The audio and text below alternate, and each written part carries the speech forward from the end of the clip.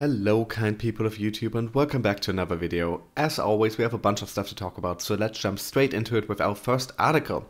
And here we have the CEO of Quinone, I believe that is how it is pronounced, saying he thinks Bitcoin will reach an all-time high in 2019.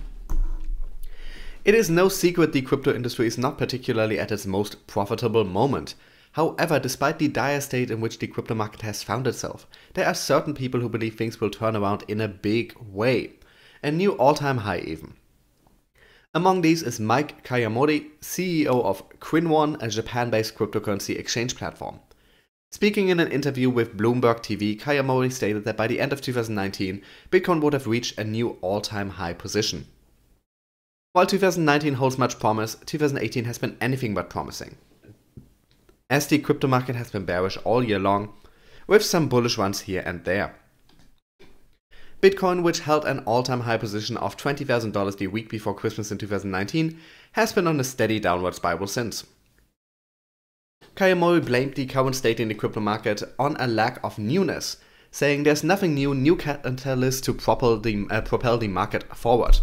He, however, predicted that things would begin to pick up from next year, particularly in Japan, where Japanese exchanges have adapted to new regulations and the country's crypto landscape prepares for the entrance of industry partners.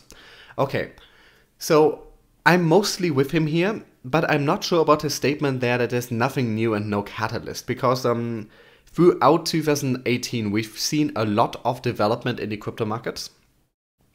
We have seen a lot of large companies, a lot of traditional finance moving into crypto, announcing that they are readying crypto projects, and all of those would have been potential pieces of news that in any other market would have probably served as catalysts. So I'm not quite sure what he is talking about here, but let's get back to what more he is saying, because his 2019 prediction is based on very much the same things that I would base mine on. Japan has been making quiet but positive moves to increase adoption of cryptocurrencies while churning out regulation to protect investors. Earlier this month, local Japanese news outlet reported, reported that the Japanese Financial Services Agency has plans to regulate initial coin offerings. In the interview, Kayamori added that Bitcoin has performed even worse than many people expected, stating that the general belief was that the $4,000 mark would serve as the technical bottom of the currency. When asked about what he believed to be the technical bottom, he said, "I don't know, no one does. However, when you look at historical patterns and where things are going, I think the bottom is near." This is a wise statement, because in the crypto world you have a lot of people telling you they know exactly where the bottom is. They either because they looked at the past movements and they've established the pattern, or because there's some kind of technical limit, or because that is the amount where Bitcoin stops being profitable. But the reality is, those are good guesses where it would make sense for a bottom to be, but no one can tell you for sure where an ultimate bottom is. And in the end, we have seen the price of Bitcoin fall below the break-even point for mining for most people. That has happened. We have had in the past, I'm sorry, I'm trying to think of the word right now. We have had bear runs where the price fall in a different manner to previous bear runs. So you cannot always argue from precedent either. While historical patterns are useful, you can't completely base just a number on them. Like a lot of people say history repeats itself, probably better to say history rhymes. You're seeing elements and patterns repeat, but never in the exact same way.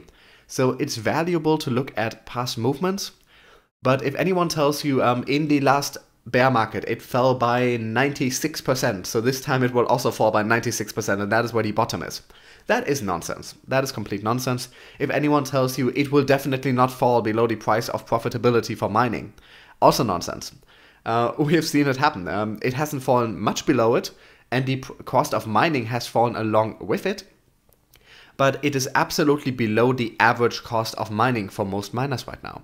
So the sad truth is, nobody does know where the bottom will be. We can make educated guesses based on history, based on the current markets, And there I would agree with him. It does look like the bottom is near, but anyone who tells you they know an exact number is, excuse my language, full of shit.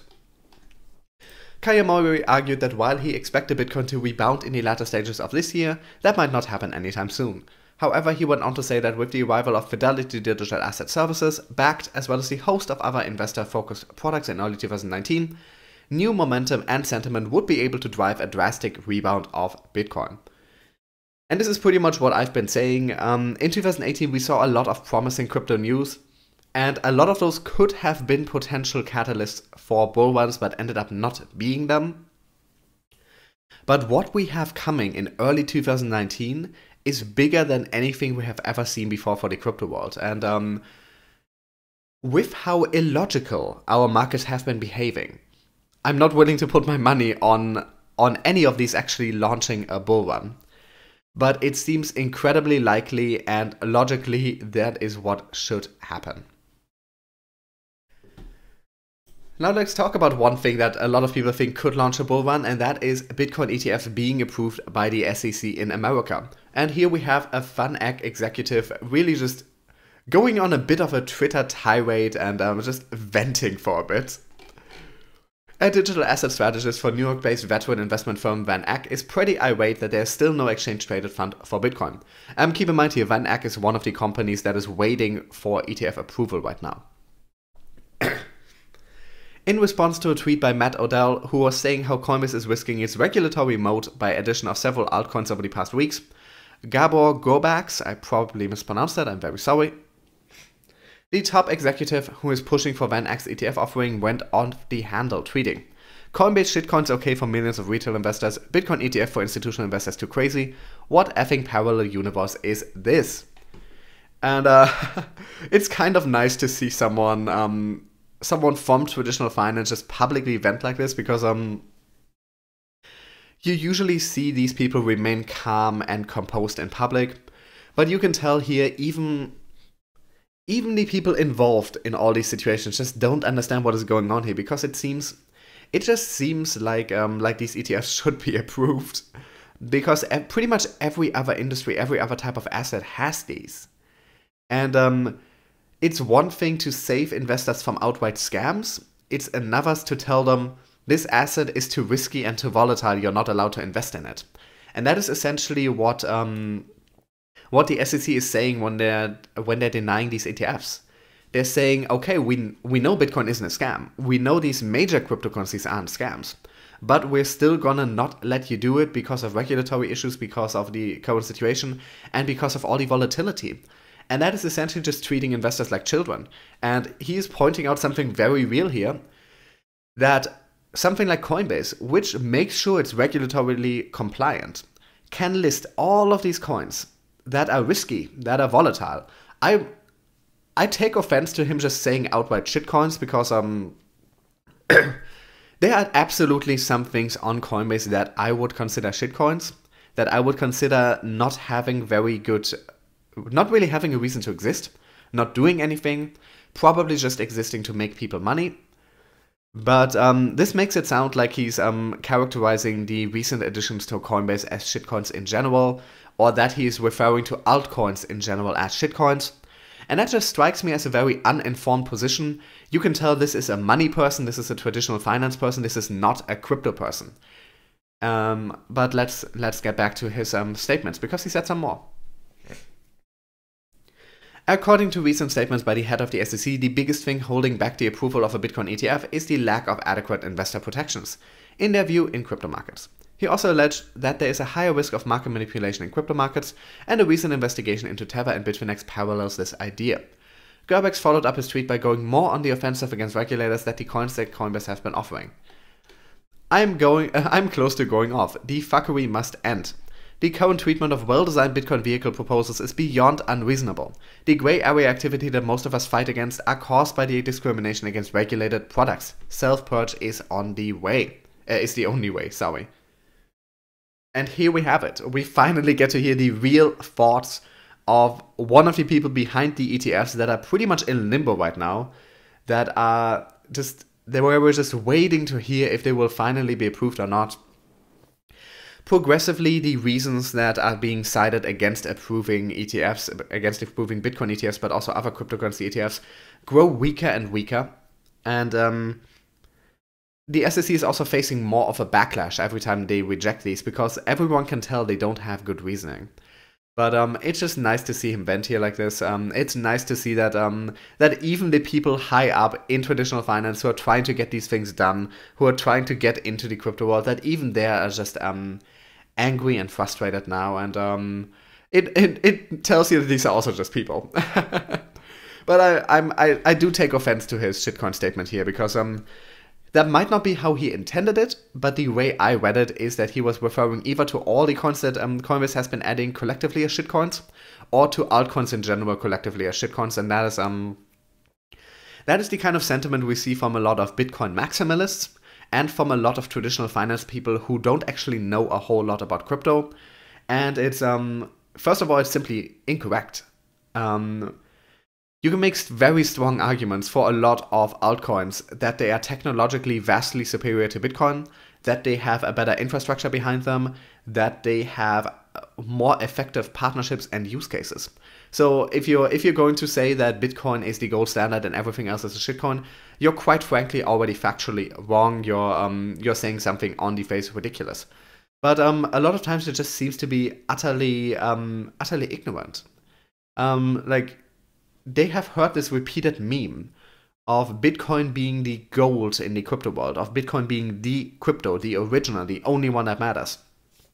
That they cannot comprehend that any of the other projects in the space might be legitimate, might have value, might be doing something interesting and useful. And it's kind of just ultimately sad for me to see this. And long term, these people are going to hate themselves for missing out. Because they just repeated the same memes they've been hearing online, the memes they've heard spread from other ignorant people, from Bitcoin maximalists who want to attack everything else to make their own coin look better. And they're going to regret all of this. And it's always sad to see people just echo these sentiments. But talking about people attacking altcoins, let's look at how Ethereum is doing. And Ethereum has now reach the number of 50 million unique addresses on their network, but while this is very promising, the number of active wallets is actually consistently dropping. It has been dropping for a year. Let's take a look here. And here we see on this graphic that a couple days ago, Ethereum, the network, reached 50 million unique wallet addresses. That is, of course, a huge number. Now, that does not reflect 50 million users. You have to keep that in mind. A huge number of people on the network will have multiple addresses. I would argue that almost everybody has multiple Ethereum wallet addresses. And you have to keep in mind, every time you get yourself some kind of multi-wallet solution, a multi-coin wallet, you might be creating an Ether wallet address, even if you don't plan on ever actually using Ether in that. Whenever, a lot of people make these when they're just sending something back and forth quickly, not for consistent use. So this is a milestone, but don't let this make you think that there's 50 million actual users on Ethereum. This is more likely to represent something in the single-digit million users total who have ever made. I would say there's probably between 1 and 10 million people who have ever made some kind of Ethereum address. And then the number of people who have actively used it is smaller since. But this is still a huge, huge number for the third biggest cryptocurrency. Not quite mainstream adoption, but this is the kind of thing that lets you know that crypto is on the brink of becoming mainstream. Because this is a huge number that does not represent millions and millions and millions and millions and millions of people, but it represents at least a couple 100,000 who are actively using these platforms. And if we're looking at the actual active wallets, and this is this graphic, and while we saw during the bull run, late 2017, early 2018, we saw them crack 1 million active daily wallets, that number has progressively fallen and is now down to about 328,000. And that is down significantly, but this is the number that we should be paying more attention to, because even after losing 70%, that is still over 300,000 different separate wallet addresses in use every single day. Now, once again, this doesn't necessarily represent 300,000 unique people, But this still is a whole lot of activity. This is still a whole lot of active users. And even at a lower point than it was before, this is significantly higher than it would have been before the last bull run. So I think this should be seen as a win for crypto. Ethereum losing a lot of its active addresses, but that is to be expected in a bear run. The number that they're reaching now, it seems to be pretty consistent, over 300,000. Even after losing all this, it stays consistently over 300,000. That seems to be the bottom here. That is a large number of people who are active on the network, even when there isn't a bull run, even when there isn't that much money to be made. And that is very promising for the future of both Ethereum and for cryptocurrencies in general. Let's briefly take a look at the dark underbelly of the crypto world, because unfortunately the entire crypto space is full of fraudulent activity and manipulation. And if you've been around for a while, you know that there are a lot of pump and dump groups. There are a lot of people who get together with either a handful of other people or with hundreds of thousands of other people to organize to buy a whole ton of some, well, in this case it usually is actual shitcoins, of some cryptocurrency that no one has ever heard about, buying up a whole amount of the supply, then manipulating other people into buying that coin and dumping all of theirs when the price rises. That is a common thing in the crypto world. It's utterly manipulative. It is evil. This is outright evil. If you're doing this, you are evil. This is because you are manipulating other people to get money off them and to make them lose money. And a lot of crypto YouTubers have been involved in this. A lot of the major crypto YouTube channels, and I'm not going to name names here, but you will know what kind of people I'm talking about here. And some of them have stopped uploading videos or have slowed down in this bear market. But there are a lot of crypto YouTubers, and some of them are big. Some of them have tens of thousands of subscribers, who are doing this, who are pumping and dumping coins, who are defrauding their subscribers. They are trying to get your money by misinforming you. A lot of crypto YouTubers, and this is a guide how to tell who is one of these. If you see a crypto YouTuber and like every week or even every couple days, they make a video about some coin that you've never heard about, and they talk about how great it is, how it will definitely go up in value in the next couple days, and how you should be buying it quickly before it's too late. That is a pump and dump scammer. That is someone who has already bought a large amount of that cryptocurrency and who is now uploading a video about how great that cryptocurrency is, in the hopes that his subscribers will flock to buying it, will push the price up, and then once the price has increased tenfold or 50-fold, he will sell all of his, crash the price, and make all his subscribers lose money. That is a common type of crypto YouTuber, and unfortunately a lot of people in the crypto space are falling for it. Because in the back of their head they are not thinking, might this be a scammer? Might this be someone out to pump and dump? Instead what they're thinking is, wow, this is a new coin I've never heard about and apparently it's really great. Don't listen when you see YouTubers who keep making videos about some new coins or even older ones that you've never heard about, that don't have an active team behind them, that have a tiny market cap. That means that YouTuber has already bought up a bunch of them and is now just waiting to dump once the price rises because its subscribers have bought them. So that just as a little public service announcement. If you see something like that, don't follow them, don't subscribe to them, don't watch their videos, and most importantly, do not ever buy those coins. Now, it's possible to legitimately find a cryptocurrency that is not well known and make a video about how great it is, how it's undervalued, how you think it can do great things in the future. But if someone does this multiple times a week, if someone keeps doing this over and over, if this is the main purpose of someone's channel, they're a scammer. Don't fall for this. Please do not fall for this. Because these people run rampant in the crypto world. And they are making millions of abusing other people, of lying to other people.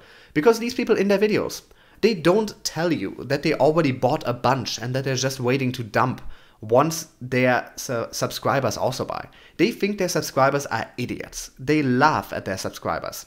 And it's really sad that these people get to succeed in the crypto world. But anyway, I got completely off topic because this is actually about pump and dump groups, which is a similar system, but they usually don't have It's usually a group of people rather than an individual on YouTube. There are thousands of pump and dump groups on popular messaging apps, a study conducted by the Social Science Research Network revealed on December 18th. Pump and dump is the fraudulent practice of perpetrators encouraging unwitting investors to buy an asset to inflate its price artificially and then selling it when the price gets high enough. I think most of you probably know exactly what this is, but if you don't, this is also a practice that has existed in traditional finance, with stocks, with penny stocks. If you have watched Wolf of Wall Street, you know exactly what they're talking about, where they were selling all of these completely awful penny stocks to people to drive the price up, and were then going to just sell them off and crash them. But let's get back to the article. This practice is not new, Cointelegraph having reported last year about Telegram groups organizing pump and dumps. The newly published data, however, suggests the pump and dump phenomenon is widespread and often quite profitable. According to an article on the study published by Bloomberg December 19th, the researchers have identified 4,818 pump and dump attempts between January and July this year, studying data scraped from messaging platforms Telegram and Discord. And you have to keep in mind here, that is just the ones that they had access to, that is just the groups that they were able to get into, that they were able to watch and monitor. There are likely a lot more. That is almost 1,000 pump and dump attempts a month. And that is just the ones that they were able to see. The academics admit that while the pump and dump schemes reviewed by them were conducted in a similar manner to those that already took place in the past, the recent explosion of nearly 2,000 cryptocurrencies in a largely unregulated environment has greatly expanded the scope for abuse. The paper notes that pumping obscure coins with low volume is much more profitable than pumping the dominant coins in the ecosystem, but at the same time Bitcoin is not immune from the pump and dump phenomenon. The report has managed to identify 76 Bitcoin pump and dump groups on Telegram and 6 on Discord. So this is something a lot of people don't realize. Pump and dumps are primarily altcoins with very low market cap and very low trading volume, because it's simply easier. If there's a trading volume of only a couple thousand a day, then you buying 10,000 at once is obviously going to move the market a lot more.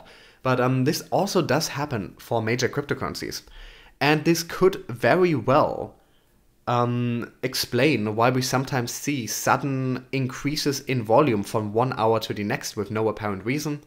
Why we see the prices sometimes just shoot up and down 2, 3, 4%. That is not a huge amount, but that is enough to turn a tidy profit if you do that frequently. But this might change in the future. As Cointelegraph reported this month, 2 bills addressing crypto market manipulation, dubbed the Virtual Currency Consumer Protection Act of 2018 and the US Virtual Currency Market and Regulatory Competitiveness Act of 2018, compiled in mid-November, are set to go before the United States House of Representatives. The world's second largest stock exchange, Nasdaq, said in November that its market surveillance technology can stamp out manipulation in crypto markets. The first Nasdaq crypto client who adopted its surveillance system is Gemini, the exchange owned by the Winklevoss twins. So we see here there are steps being taken to improve the markets to make them a bit more manipulation proof. But as it stands right now, there is a lot of this going on, and pump and dump is not the only way in which the crypto markets are being manipulated either. I want you guys to just keep this in mind, that these markets are very unregulated, and I know a lot of you guys are opposed to regulation for sometimes valid, sometimes not so valid reasons, but I get most of the reasons you guys are opposed to regulation, and I share some of them. But in a completely unregulated market, you have this issue of rampant manipulation, where people group together to defraud, to lie to abuse other people, to try and get other people's money, to line their own pockets, sometimes even destroying a coin's market in the process when they sell off all the holdings that they bought before raising the price. This is dangerous. This is evil, outright evil.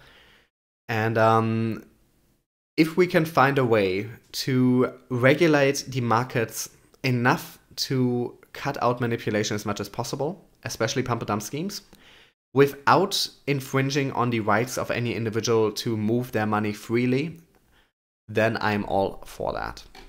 But yeah, just be aware of these groups, be aware of tiny market cap coins. When you see a tiny coin just raise 150% overnight, that is almost always a pump and dump scheme.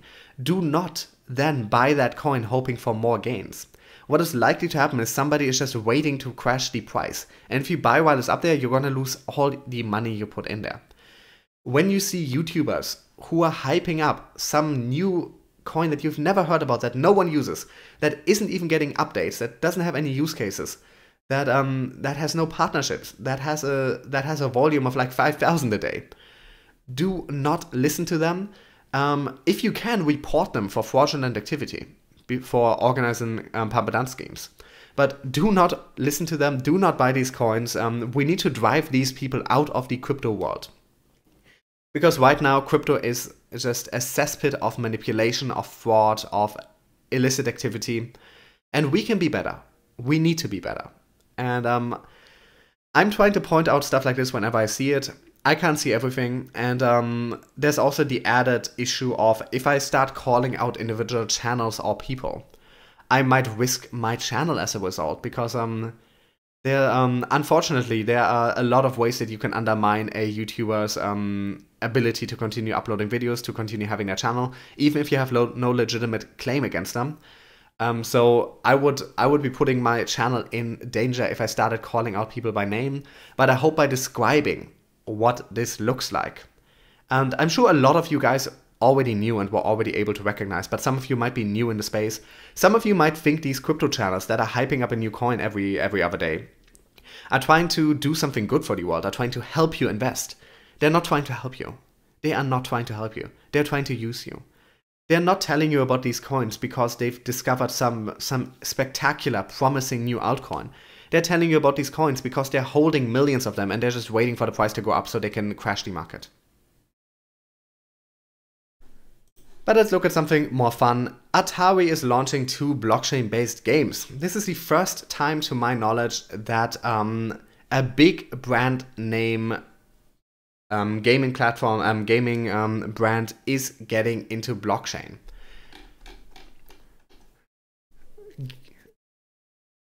Giant video game company Atari announced on December 18th a partnership that would see the re-release of 2 popular games with updates that will utilize blockchain for their core mechanics. According to the press release issued on Tuesday, the gaming company has entered into a licensing agreement with the blockchain startup company Animoca Brands in an effort to reintroduce 2 of its more popular mobile games with blockchain integration. Specifically, the agreement includes the rights to Roller Coaster Tycoon Touch and Goon Squad to be developed and distributed by Animoca Brands globally, except for China, Hong Kong, Taiwan, and Macau. In particular, Roller Coaster Tycoon Touch has amassed more than 90 million downloads, providing an avenue of exposure to a gaming fanbase that may be familiar with Atari games, including the renowned Tetris, which is not actually an Atari game, but okay. Tetris is actually a game that was independently developed by a Russian guy in the 80s for computer, and which was then ported to a bunch of other platforms in the West. But that was popularized by its computer and by its Nintendo Game Boy versions, not by any Atari versions. It was available on Atari consoles as well, but Tetris is not an Atari game. And Pac-Man, but lack of familiarity with blockchain, crypto, or the integration that can be made through gaming. And we don't really need the rest of this article, but this will be very good for crypto headlines, but I don't think this will actually do much in any real way. Because here's the deal. Atari releases blockchain games is a great headline for the crypto world. That is great news coverage. That is exactly the kind of narrative we want to push out about the crypto markets, about the crypto world. But taking a more realistic look at this. First of all, you have to realize that Atari, what is called Atari now, has little to nothing to do with the Atari of old. Atari was hugely important in the 70s and very early 80s. And then the great video game crash of the early 80s in America happened. And Atari was a victim of that. Atari was first split up into 2 companies and then stopped producing consoles. These companies were then further subdivided, were bought, were sold, were integrated into other companies, had name changes. Atari nowadays has nothing to do with what Atari used to be, except owning the title and owning the rights to some of their franchises. And these mobile games that they're releasing, Roller Coaster Tycoon Touch, 90 million downloads. Now, that sounds very, very impressive. You have to keep in mind, for mobile games, especially for free mobile games, that is not that much. a lot of people download a free mobile game just to try it out and then delete it after a couple of minutes. That will already make up for the vast majority of these downloads. And then further, this is no guarantee that the crypto version that they're releasing of this after will be anywhere near this successful. Now, Roller Coaster Tycoon is a well-known franchise that has been around, I think, since the 90s. I might be off with my timing there, and I'm sure the brand awareness that comes with having a mobile version of that will guarantee at least a couple million downloads. But don't let these numbers make you believe that millions of people will be introduced to blockchain and to crypto through this. It is much more likely that this will get a couple million downloads probably. A lot of those will be people trying it out, instantly deleting. Which, that doesn't mean the game is bad. That is just how people consume free mobile games nowadays. People download a bunch of games, try a bunch of them out for a couple of minutes, and then usually just keep like one of them. So a couple million people will probably download it. A lot of them will instantly delete it, and another part of it will play it, but will never use the blockchain integration in any way. Because all these mobile games, a lot of them offer paid in-game content. That is their business model. Some of them have ads as well, but usually most of them make money by selling you in-game products, digital products. And what I assume they're going to do is that they're going to sell those using crypto tokens and keep their data on a blockchain, which is a good idea. That is a very good system to use. But what you also have to know is that mobile games that have in-app purchases, that is what stuff like that is generally called, they make the vast majority of their money from less than 1% of its users, from these so-called whales. Most people, they'll play a free mobile game, and they'll either spend no money on it. They might play it for months or even years and spend no money on it, or they'll only spend money on it like in really small amounts once or twice. A lot of people have been playing Candy Crush for years, and while that game has a business model where it makes its money from paid items within it, the vast majority of people have never bought anything in it. What they're making all their money from is a couple thousand people who are spending pretty much their entire paychecks on these in-game things. So what we're really dealing with here is assuming this game has the same success when it's being re-released as the current version. Just assuming 20 million people download it. And just assuming half of them, or 75% of them, instantly delete it again, or just don't end up playing it long term. Even if you have 5 million active users, and that is a large number, the real number is likely to be much, much lower. Even with 5 million active users, at most, a couple 10,000 of those will actually actively be spending money in them. So this, like I said just now, this kind of news, this is very good for headlines, but it's not quite the mainstream, the crypto-going mainstream story that a lot of us would like it to be. Now, if we see more companies doing this, if we see every major mobile phone game integrate blockchain and cryptocurrencies, that will be mainstream, that will be real mainstream adoption. But as it stands, Atari is not what it used to be. Atari even went bankrupt. 2013, I believe it was. Atari went bankrupt. Atari had, I believe, 10 people on staff. They had to work with a bare-bones staff. They're bankrupt. They're not really developing games. They tried developing a console last year. That was an utter failure, and they had to crowdfund it. So Atari is not doing well. Atari is not the company that you think of when you see the logo or hear the name. That is the Atari of the 70s and early 80s. If you're thinking Pac-Man, that is not what Atari is now. Atari now is not a company that is meaningful in the game space. Atari does not publish or develop any games that have mainstream success. They're just not an important property anymore. Atari of old is considered legendary in the games world, but Atari of now is essentially a joke. Like, that is actually what it is. People make fun of what Atari is now. There are so many articles about how sad it is, what happened to Atari, about Atari's downfall, and how that pretty much continued for 3.5 decades now. So this will make for good headlines, but this is not the real mainstream adoption that people might be trying to tell you it is, because Atari is simply not that big. Atari is doing this for the headlines. Atari wants to be in the news, wants attention, because right now Atari isn't doing anything that gets them attention. That is the same reason they tried to release a console last year, because Atari does not have the money to release a console and they had to crowdfund it, but it got them in all the news. And a lot of people still associate Atari with that image that they constructed decades ago, when it was one of the big players in the gaming world, when it was the biggest player in the gaming world. But today Atari is a shell of its former self. Not even a shell. Atari is just another shell passing itself off as the shell of what Atari really is. So I'm very glad to hear that more games with blockchain integration will be released in the coming years, and that some of them will come out with well-known branding, because that might be all we need to get people to try it out. But I'd be very wary of framing this as mainstream adoption, or of framing this as a giant video game company. Atari is not a giant video game company. Atari has, last I checked, had 10 employees and was bankrupt and doesn't publish anything, doesn't develop anything. So a lot of Atari's marketing people are very smart, or I don't know if they even have multiple marketing people at this point. But they're very smart because they know that people still think of Atari as this big name. And they can use this, and they can get articles like this that starts with giant video game company Atari, when that is not even what they are anymore. But just be wary of how this is framed.